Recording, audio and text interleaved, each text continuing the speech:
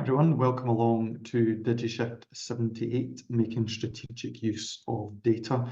So we know that every organisation that's joining us today and watching this on YouTube has a rich pool of knowledge. You're close to the people and communities that you work with, but lots of organisations still struggle to make strategic use of data.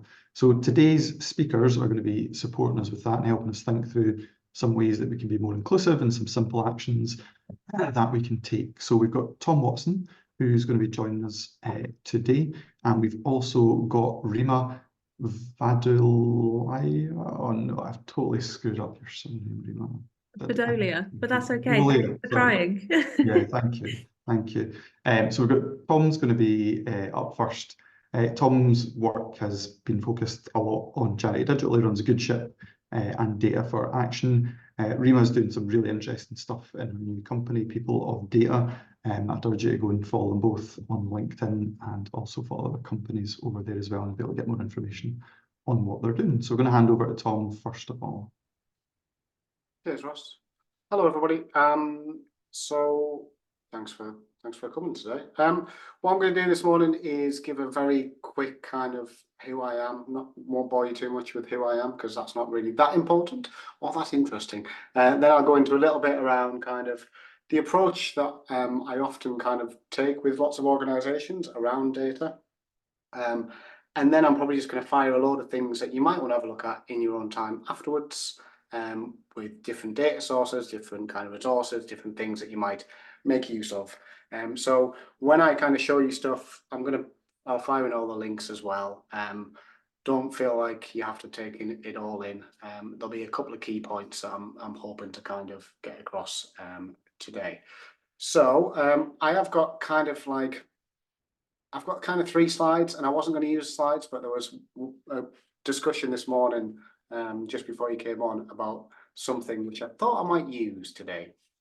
So just a quick intro. I work with organizations across kind of the UK and some kind of international as well. As Ross said, I have 2 kind of organizations. One's called the Good Ship, and the Good Ship generally focuses on lots of kind of digital side of things. I mainly do most of the data work now in an organization called Data for Action. Data for Action is only about a year old, but we've done some really interesting projects. So we've been working with JRF, Joseph Rowntree Foundation, on some understanding kind of insight into poverty and how data can help with some of that. We've also been working with some very big and some very small organizations about how they make use of data. So everything I'm going to be kind of talking to you about today is, I hope, kind of applicable to both small and big organizations. Maybe the technologies that you use in different organizations might be different. The volumes of data that you might have might be different depending on if you're a big or a small organization.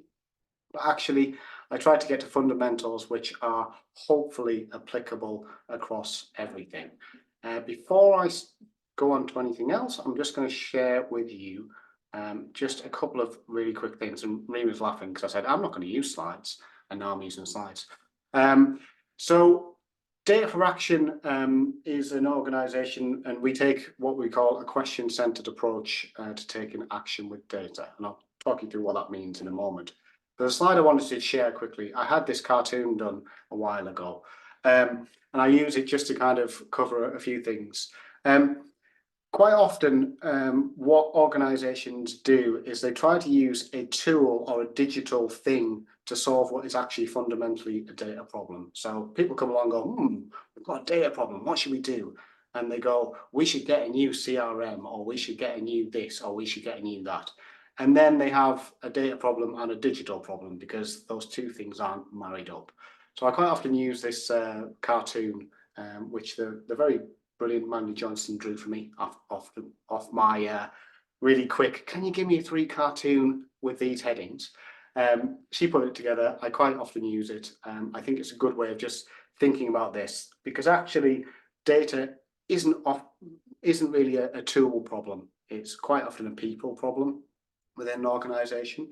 And so this is why whenever I work with organizations, one of the first things I do is say, let's not talk about data, okay?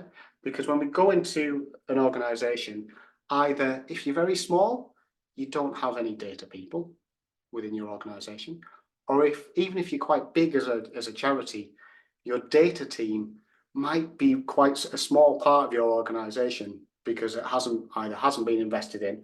There might be a database manager who's given a fancy title. And quite often they sit a little bit isolated from everybody else in the organization because data seems tricky. It seems like complex. It seems like I can't really get involved in that if I'm not a data person. And so quite often I talk to organizations about, let's not talk about data. Let's start with questions. And so I use this approach to bring people together. As I said, data is often within organizations, particularly strategic use of data, is often about the simple things about, that happens with any organization, about change or when you're trying to do something. It's about bringing people together, understanding what we're all talking about, having a common dialogue, and then working on a problem together. It's often about communication. It's often about understanding. So one of the first things I do before we even start anywhere is go, let's bring people from different parts of the organization together and say, what questions do you have? Okay? What do you want to know about us, our organization, our context, the people we work with? What questions do you all have? And that starts a process, a dialogue of saying, it's not a data thing over there. It's a all of us together thing. So we start with our questions.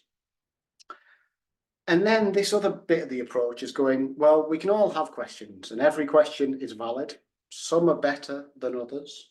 And I encourage you to think carefully and clearly and be continually refining how you think about questions. Asking good questions, it's a really, really important skill. We'll always, there's lots of things coming up about AI these days and chat-based interfaces and all of that. Still, asking good questions is fundamental to whether it's AI or just people in a room.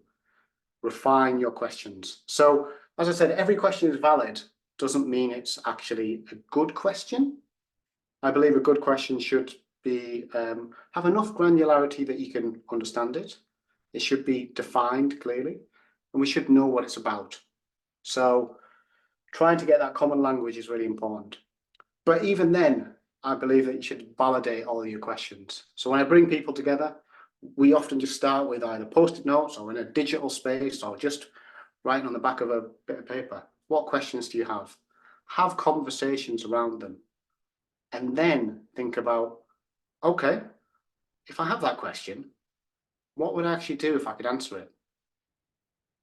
And this is this next step around, well, I want to know something. But why do you want to know it? What's it going to enable you as an organization to do? Okay, so, for instance, I want to know how many people visit our website. That might be a question. What do you want to do with that? What is the purpose of knowing how many people visit your website? I don't know. Maybe you want to know how many people visit a particular thing on your website after you've done something else. Maybe that's a better question. But the ability to understand what you would actually do with an answer helps you define whether you should do something about it. And so this process of going, what questions do you all have? Then working through what would you actually do with an answer enables you to prioritize and think a little bit strategically. I also say you should begin to think, how is this linked to your aims, missions, projects and missions, okay? But down here, kind of how is it linked to your strategic aims? Data shouldn't sit apart from anything else. Quite often people come to me and say, can you help us with a data strategy? And I say, okay, is the data strategy going to be aligned to the rest of your organizational strategy? Ooh, I haven't really thought about that.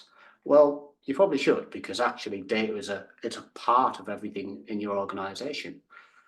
So this way of just going, What are your questions? What would you actually do with an answer? How is this linked to your project's aims and missions?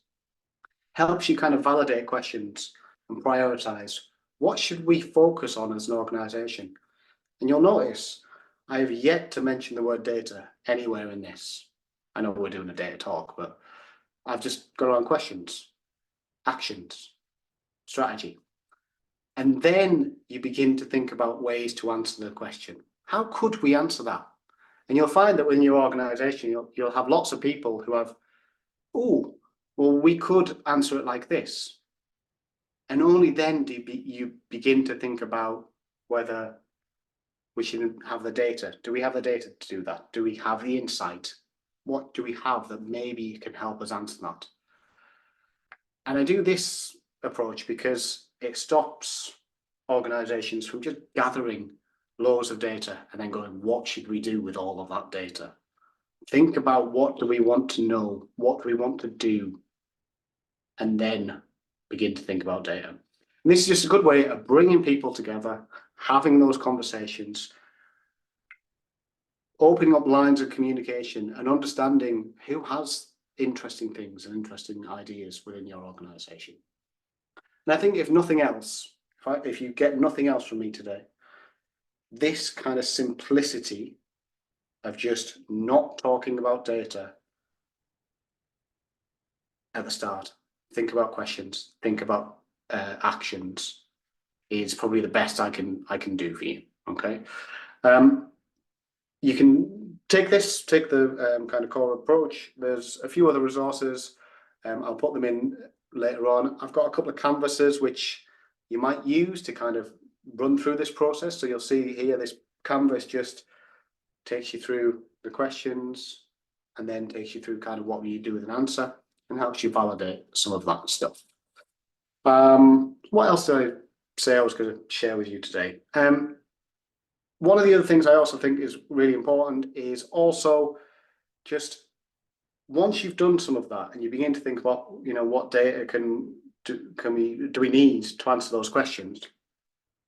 Look outside of your organization first for things that already exist. Don't collect it if you don't need to collect it. If it already exists, just go and do that. So what I thought I'd share with you is just a few places you might go and find some collections of data. I have a Notion site which has a whole range of things that you can just investigate yourself, which has in it a thing which has data sources. And you can look in there and there's loads of links for data sources, which you can find loads of cool stuff. Lose yourself in there for hours if you want to. There's also, I host this as well, which is another thing around data, which is data about the sector. So if you're interested in data about the sector, again, loads of data sources where you can just go and have a look. I think I will probably stop talking now because I think I've rambled on probably too much, but yeah, thanks.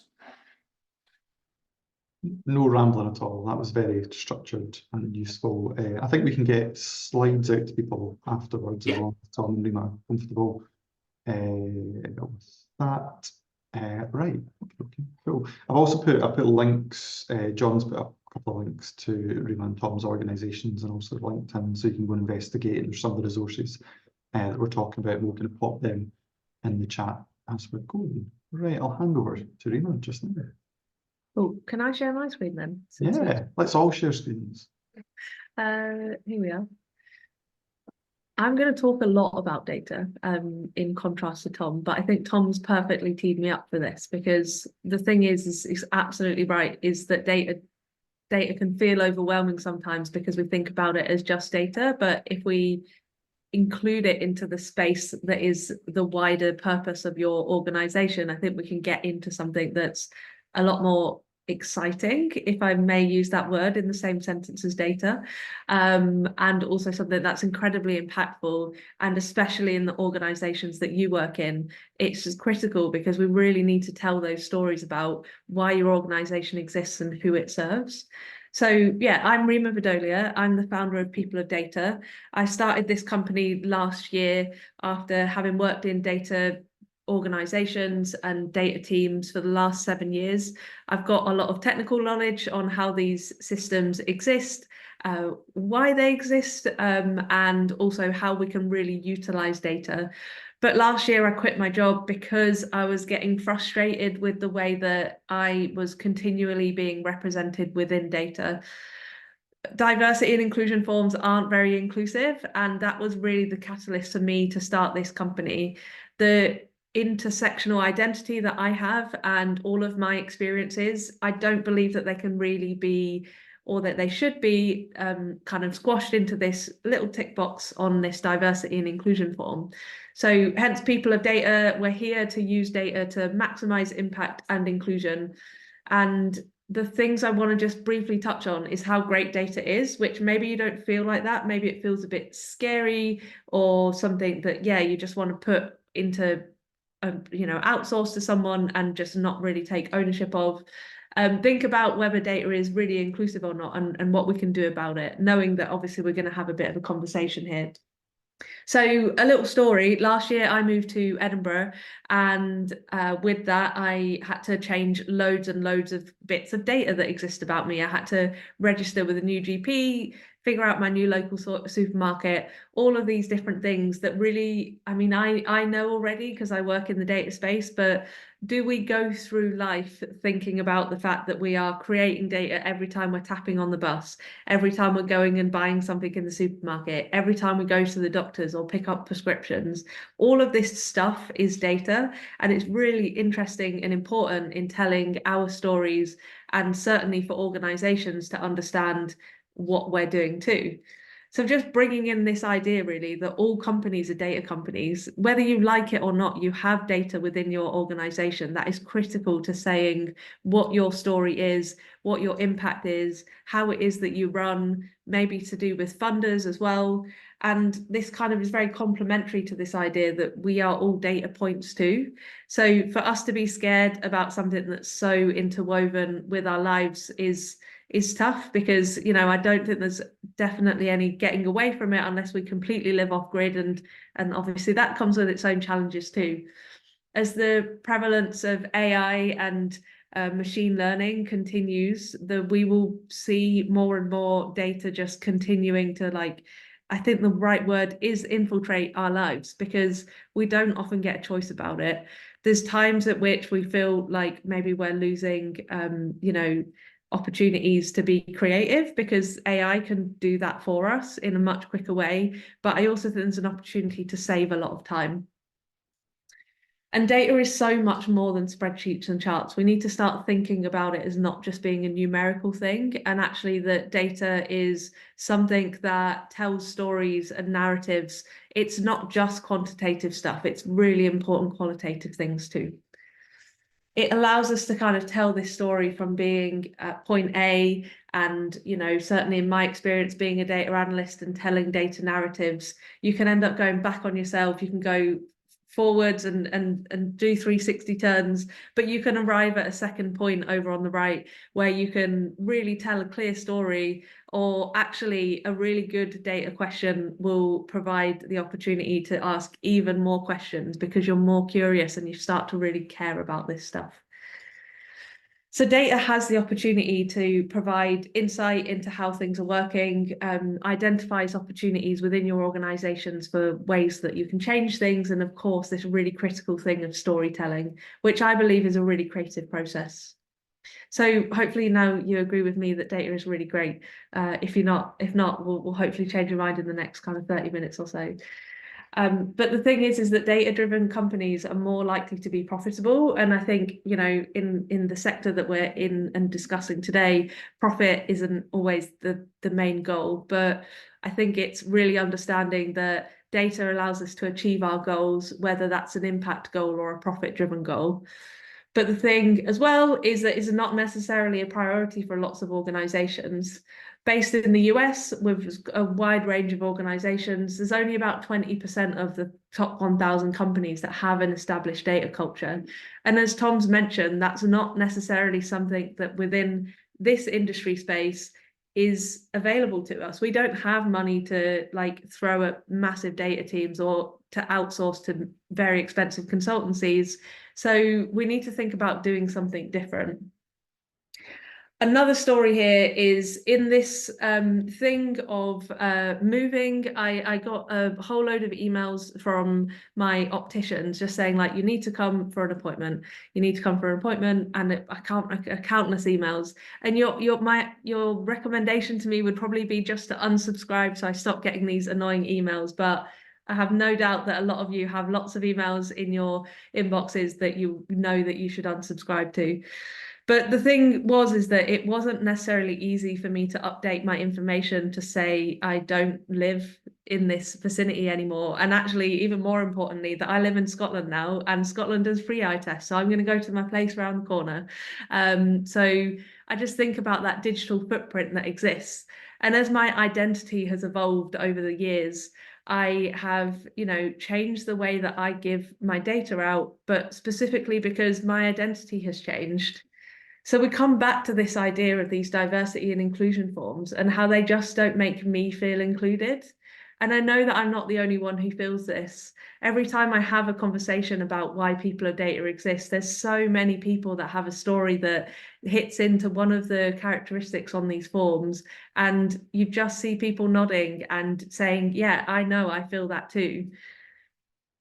So there's data that provides us the chance to have insight, opportunity, and storytelling. But if someone's not actually comfortable to hand over that data, we lose all of that opportunity.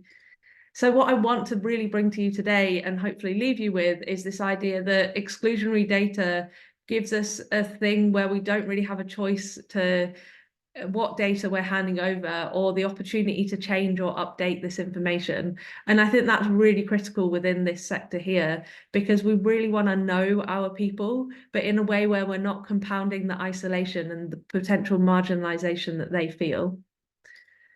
So that's why I started People of Data, and I'm really excited today to have a conversation around what it is that we can do. But the thing that I want you to take away is just from today, from this point, is always ask why. Why is someone collecting this data? As an organization, why are we asking for this data? Bring it back to your goals and make sure that it's actually inclusive to the person who you're going to ask to share that information, because sometimes it can be quite sensitive information too. So with that, then regularly challenge the process that you have, but also as a consumer that exists in the world, think about creating a bit of friction and challenge why someone wants your data. And always assume with caution. If you assume that you're creating space for someone to share who they are, but you're being incredibly reductive by asking them, their protected characteristics, we just need to know that actually this can have a real big impact. So I'll stop there, and super excited to kind of get into some discussion and carry on this conversation. Amazing, thank you so much, Reema. That was great. John, anything that's jumping out for you that you'd like to pick up on questions-wise, and then we can open up to the room? I think one thing it was interesting getting that feel of,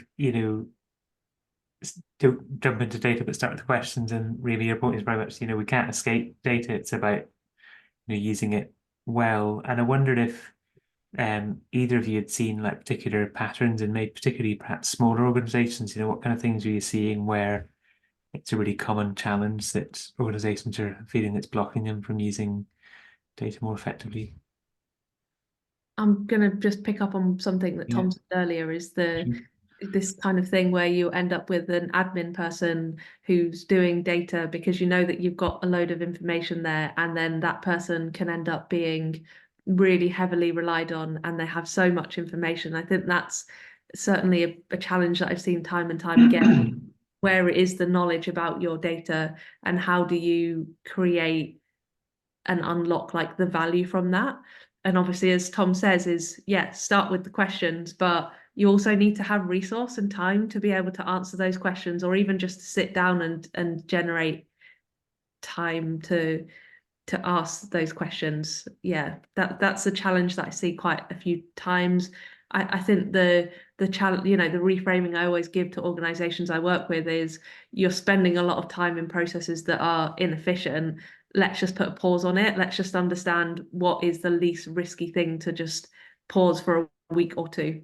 And if a process is taking half a day, I worked in an organization that was taking half a day every single week to pull a report together. So just pausing on that for a couple of weeks allowed us to repurpose that time. So the idea that we didn't have enough time, we could overcome that. Right. Yeah, definitely.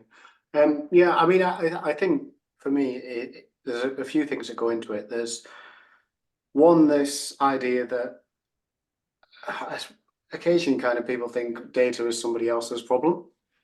It's somebody else's role or something else within the organization. And actually, what I try to get through is that it's all about understanding who we're working with. I think Dave put in the chat, just, the people we're working with. When we say data, data feels like a risky thing. We're all bombarded with GDPR and we're bombarded with the ICO, and which are very risk-based assessments of things. And absolutely, we need to be, as Reema was saying, when we're thinking about working with people and having data about people and their characteristics, we should be taking an approach where we're really careful. But actually, the data doesn't have to be those things. The data can be kind of, what do they like? How do they use our services? What are we trying to do? Are we doing the right things? And so data is, across the organization, and quite often it ends up in one person's hands in small organizations in one place. And, Ross is a big proponent of this as kind of, open working. We have a principle in data for action with the organizations we work with, which is an open by default approach. Now, what that means is that across teams, across organizations, you open with the things that you're hearing, the things that you're understanding, the things that you're knowing. Obviously, you've got to take kind of precautions in terms of the data side of things, but having that open by default approach, I think, and trying to just have conversations around questions, around insight, means it's not somebody else's problem. It's everybody in the organization trying to understand who we are, who we're working with, are we doing the right things?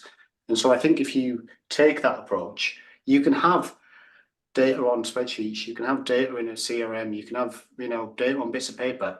As long as you get together and share that information and unpick what it actually means to you, great. It doesn't have to be a flashy dashboard. It doesn't have to be, amazing systems. It's about people communicating around the insight that you're gaining. And that, I think, if you boil it down to that, that's fundamentally, we can all do that. We do that every day. We have those conversations. We just quite often miss out the bits around data. So that would be my pitch. Thank you. Maybe a quick question back that I've seen in chat. There's a few nice ones coming in now, and I think Dave's flagging a really interesting theme there. I suppose it's about the problem of partial data picture, where you maybe have some strands of data that you're paying a lot of attention to, but there's other sources that you're not. And I wondered if you have any thoughts on that kind of trade-off of, obviously, with partly it's about focus your resource well, but also it's about making sure you're not missing potential sources of data. I don't know, Reema, if you wanted to give a thought. I'm going to just use Catherine's point, which is brilliant, is that, we're using a lot of vanity metrics. So I think sometimes that's what I think it's easy to get caught up in. Well, someone else is saying how many website visits have they had. So we probably need to know that information too. And certainly, that's important to know, because if we're getting millions of people to the website, we need a different technical solution to something that's only getting, 50 users per month, whatever. Yeah. But actually, I think, again, it comes back to that thing of just creating a bit of time and a bit of friction and challenging what data you actually need, and just knowing that you're never going to get this right in a week, a day, a month, even. This is marginal gains over time to understand what are the data points that you actually care about. And that comes again from that challenging of, who cares about this? Who actually cares? I've been in so many meetings where we're just, it's just almost like it's so boring. It's so boring. And no wonder data gets a bad name for itself, because people are just like droning on saying, well, this is what happened last week. This is what's happening this week. And it's like, yeah, but what are we doing about it? You know, how do we actually have a good conversation about this? So I think to kind of unpick some of those strands where you've got the data that feels like the really important stuff is nestled in, but you've got this data that actually no one cares about, to be quite blunt. Yeah, again, it's just about taking a step back, I think, and looking at those goals. I think this is the thing, is especially in this sector, again, we work in this space because we care, and it's not easy, and there's a lot of trade-offs to working in this space. But like, how do we bring that caring, like, you know, passion, the impact drivenness that we have in our bones to data, and actually think about, okay, I know Tom's right. Let's not talk about data, just into the practices that we have, so that we can start telling those narratives that actually care. And then data is the thing that kind of helps us with that. Yeah, great. There's a couple of really good related points from Maria, which I think are two ones that are probably quite common. So one is a lack of buy-in, so getting everybody to see that data should be part of everybody's role. And the other one is the problem of lack of trust. So data is a bit partial and incomplete, and that leads people to go, oh, well, we can't have any confidence in this data. And I wondered is that something, are those two challenges related? Is that something you could tackle together, do you think, that dual problem of flaky data and people not being fully engaged with it? I'm going to sound like a broken record. Yeah, cool. But I do think a lot of what this comes back to, and this comes around, if you're trying to do things at a national level, you know, national with dispersed teams, or national with federated organizations or small organizations, one of the biggest things is having a structured way to have a conversation about this, where people really buy into, what does this mean for us? So I say start with the questions, but actually it's the actions that we're going to take. Everybody's motivated by the things that we can do if we can answer something. Okay, if you start at that point, okay, you can prioritize. I know national organizations which have taken that same approach that we've used, and they built they put it into a Trello board, and they got everybody in their team to just kind of go, what are the questions we've got? Okay, and then they use that as a priority list, and they basically go, which ones are we working on? Which ones are we focusing on? And it focuses the mind, and this is, you know, management team are interested in this because we can do this. Okay, great. That's okay. We can do that. But we also want to know these things because actually the operations team really want to do this. And trying to understand what the motivations are of people around this stuff is the most fundamental part. It comes back to, again, communication, being open, but having just some structure to have a conversation around it. I'll share a little thing in the chat, which is kind of where we used something called Airtable to do this, and we share a template, but this has the option to basically do that Trello type of thing, where you just get everybody to fire the questions in individually, and then you prioritize them. I don't know if you know Trello. I don't get on with Trello generally, but that's a point aside.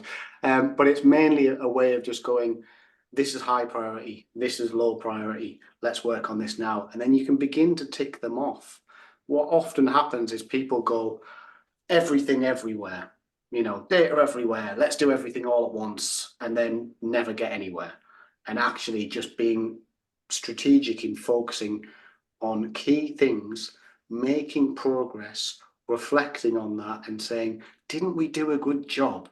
Isn't that really helpful? Now we can take this to action. Let's do some more of that.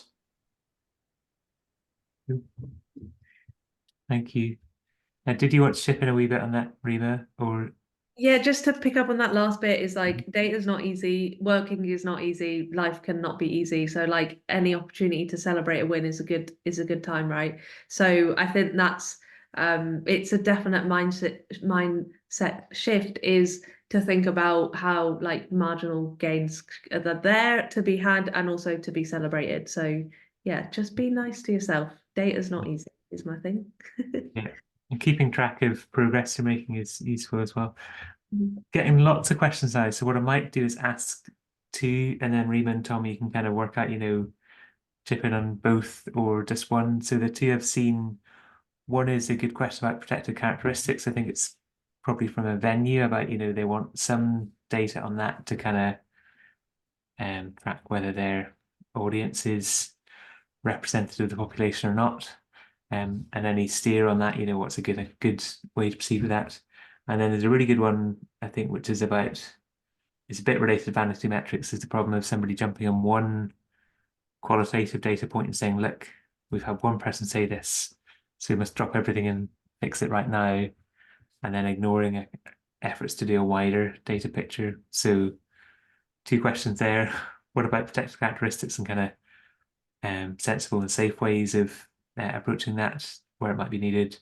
And then one around the problem of, I guess it's a problem of anecdata, isn't it? Of one opinion kind of swinging your assumptions.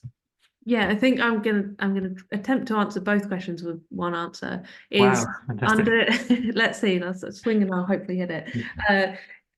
I think the venue question is really interesting, and all of those protected characteristic questions that are asked are normally asked as a one bulk. I want to understand who my audience is.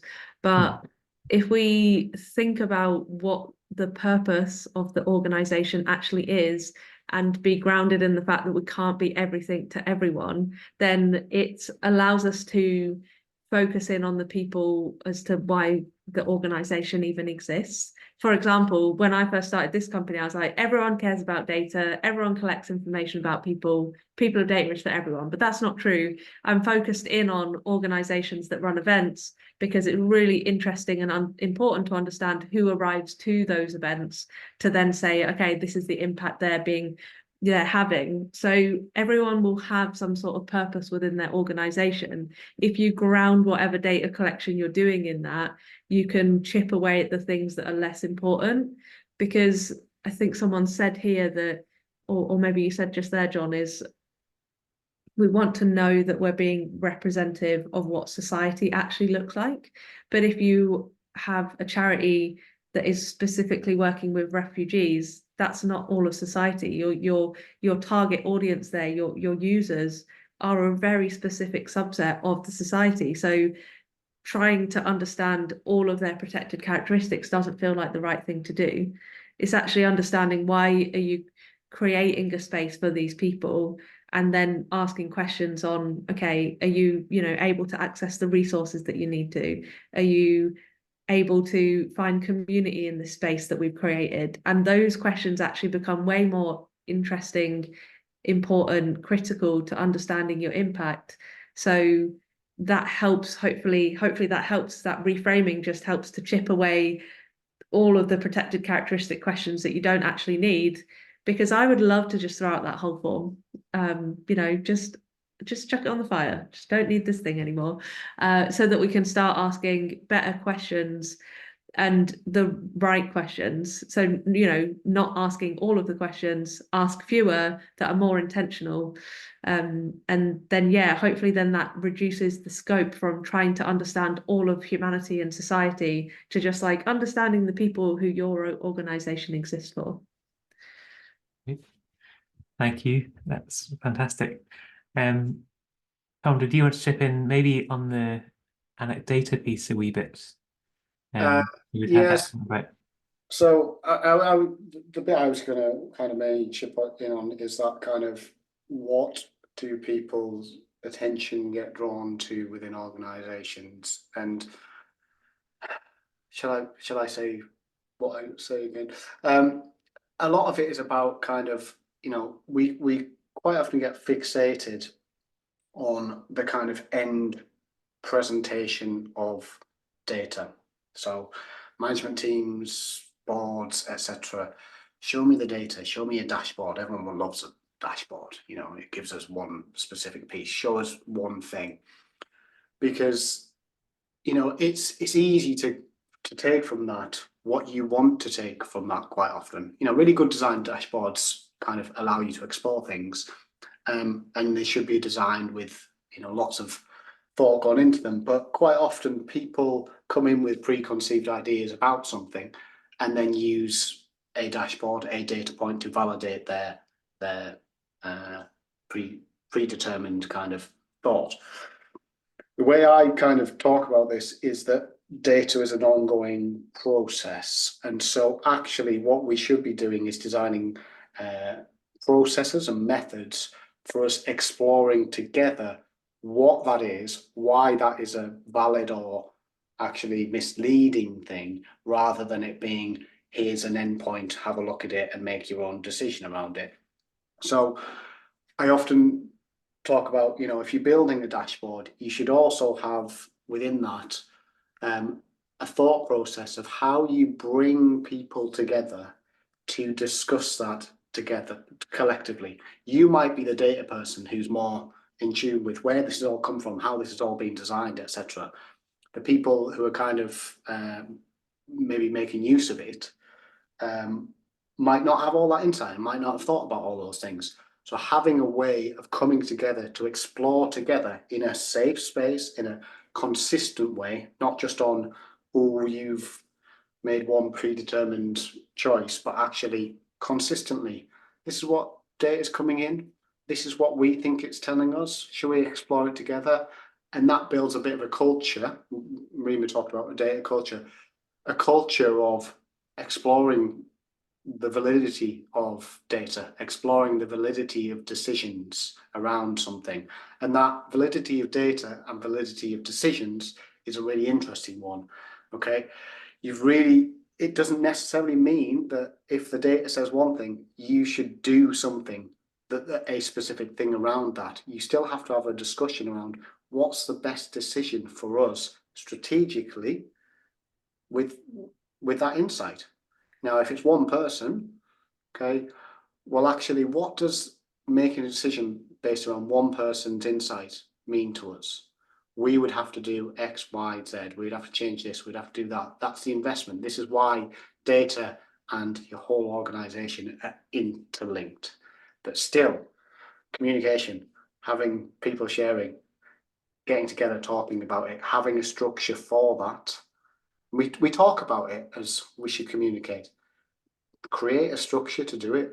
Create, you know, consistent ways of, and it doesn't have to be big. Sorry, I know you wanted me to get off this, John, for a second, but you know, sharing things consistently, drip feeding, but having those data learning sessions where we investigate something specific and we talk about it together.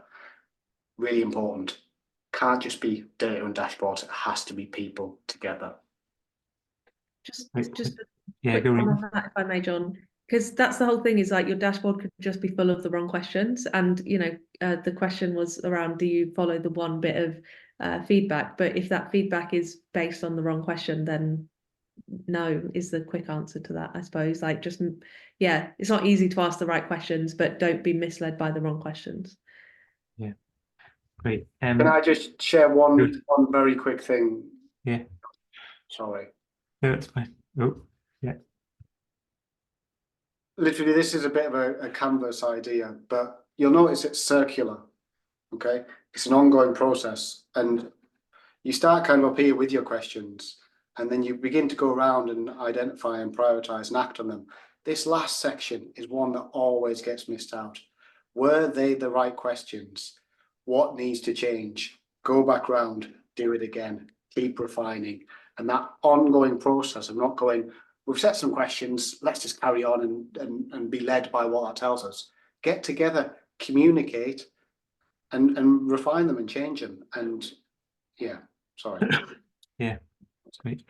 If I may, a mini anecdote about a vanity metric in Edinburgh just now. So they updated all the bus stop screens. So they used to show live bus times.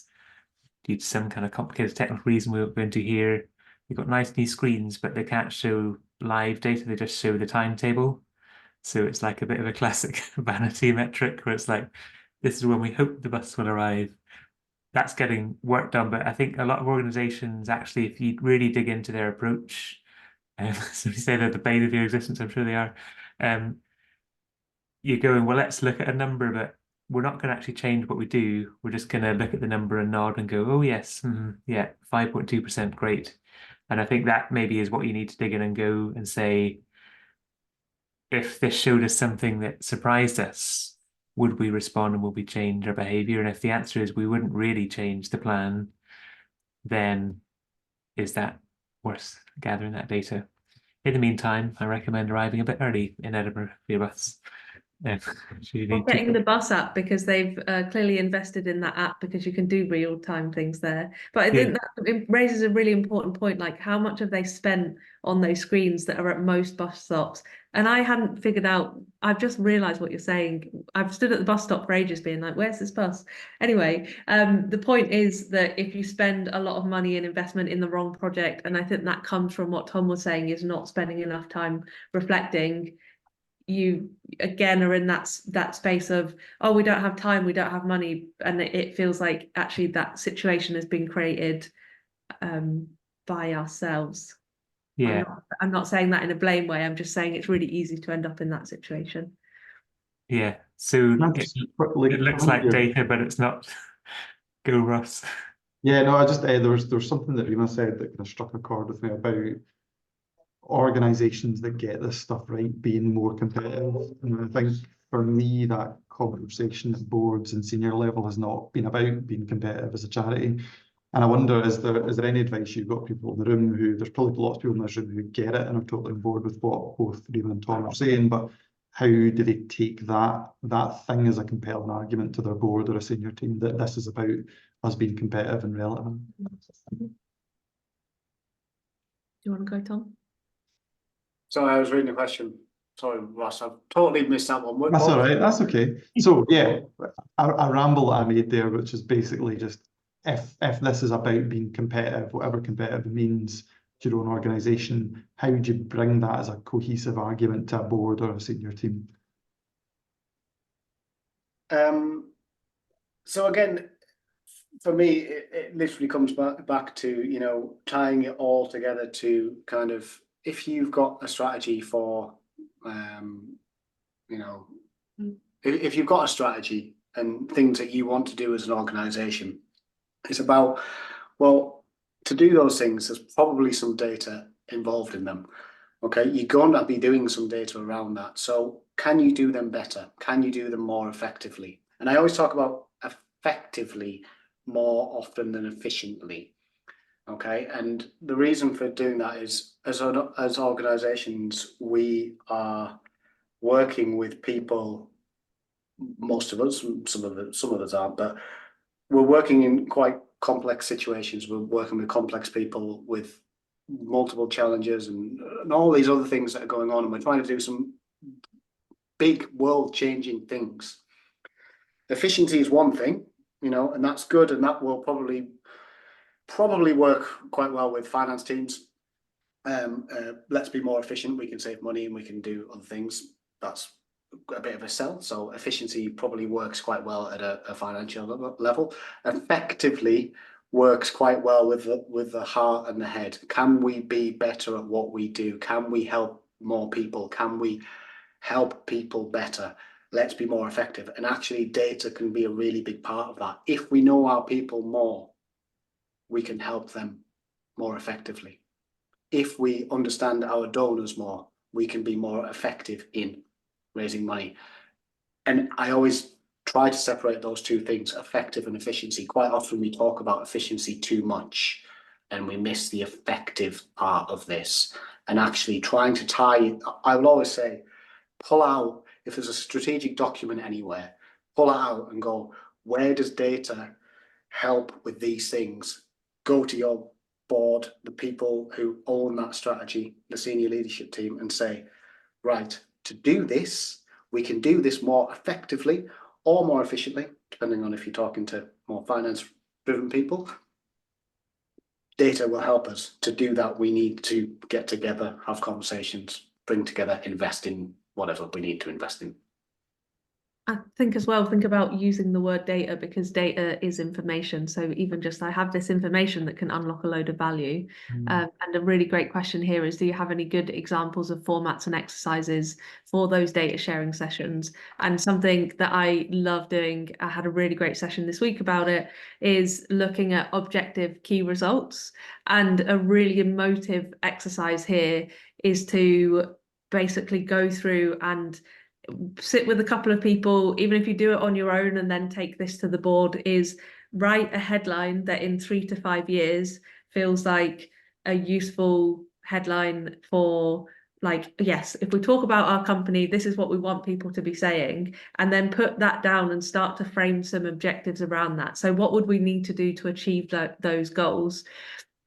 Likewise, do the opposite. If someone was going to write a really terrible headline that, you know, people of data continues to compound the impact of data, exclusionary data, that would be really bad for me. That means I did a bad job. So then you can use that to motivate yourself to say, right, well, that means I'll be incredibly well researched because I don't want to become, you know, that point of being exclusionary. And it's so much emotion here. And I think that's a really nice way to do data, is rather than just doing it from a negative perspective of, oh, data's scary and boring, that, okay, no, we can use data to make sure that we're getting to the place we need to. So use those headlines to describe what your objectives are, and then look at the key results that would mean that, yes, we did a good job there. So for me, that might mean, you know, working with organizations as partnerships. That means I might want 10 partnerships. And then that's a very, like, did I do work with 10 partnerships, organizations, yes or no? And it's a bit easier to just like say, yes, I did this or not. The key thing to search anyway is objective key results, because that's the sort of thing where you can take that to your board and say, hey, look, we don't want people to say this stuff about us. So actually, if we start measuring this information over here, then we can understand that we're actually having the impact and reduce the risk of becoming this negative, like not what our goal is thing over here. Hopefully that makes sense. I'll try to find a good resource on that and share that. That's a great point, Reema. And I think one thing I was thinking about in the voluntary sector, we often work on stuff we're not necessarily going to solve in a short time frame, working on difficult issues. But I suppose part of what you're pointing to is you can actually write OKRs that will help you see whether you're further towards your objective or further away from it. So even if you're not going to get all the way in a year or two, you can still look at those and say, well, look, these are showing us that we're progressing towards that. So that's a really good example and a good point, a really useful framework to approach it with. We've had loads and loads of questions in chat, but I just want to check with our last few minutes if there's anything else that somebody's sitting and thinking they've not talked about that. I'd really like to know about that question. Anything coming up? While we're having a quick think. So Nolly, go ahead. Sorry, John, I just don't want to lose this opportunity for a bit of a request from me, actually.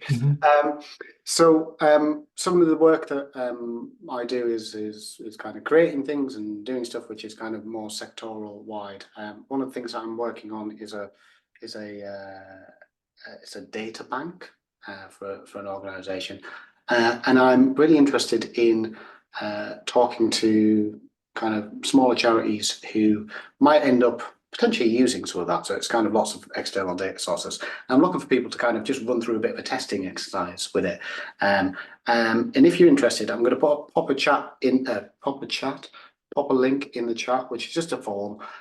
If you fill it out, there's no guarantee that I will speak to you, but if I do, I will make sure you're paid for your time as well. So that was just a bit of a request from me. Sorry, John. That's great. No, that's fine. Pop that link in. I'm sure people would be happy to look at that. And that certainly sparks a thought for me, which is often the challenge with data, is loads of organizations collect data and look at it once and then never again. And that's such a missed opportunity, because that effort has been spent on gathering the data. It's used in one report, maybe to a funder, and then that's it. So it disappears. And I'm sure that part of your work, Tom, is about, let's pool data, or let's share what we can in a more open way. So yeah. Yeah, definitely.